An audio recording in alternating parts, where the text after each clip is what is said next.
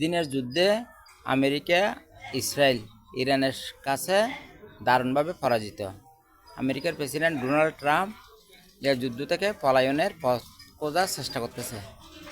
তাই মধ্যপ্রাচ্যের মাথামোটা গদ্দানামোটা সরকার প্রধানদেরকে এই যুদ্ধে জড়ানোর চেষ্টা করতেছে।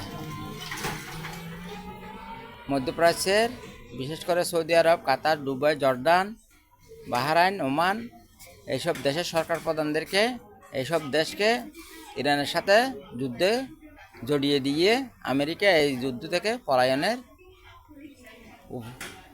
পথ চূড়ান্ত করার চেষ্টা করতেছে। তাই আমি মধ্যপ্রাচ্যের সরকার প্রধানদের উদ্দেশ্যে বলবো, আমেরিকার পা দিবেন না।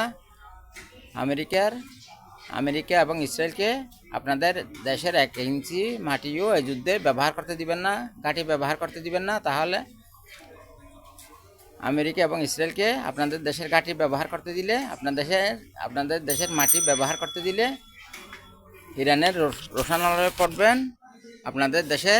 আপনাদের জনগণের, আপনাদের সম্পদের প্রচুর ক্ষয়ক্ষতি হবে।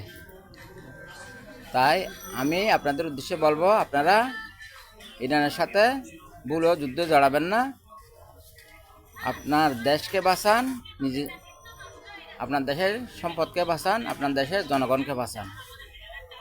আপনাদের সাথে ইরানের সাথে আমেরিকা যুদ্ধে জড়িয়ে দিয়ে এই যুদ্ধ থেকে আমেরিকা পলায়ন করবে।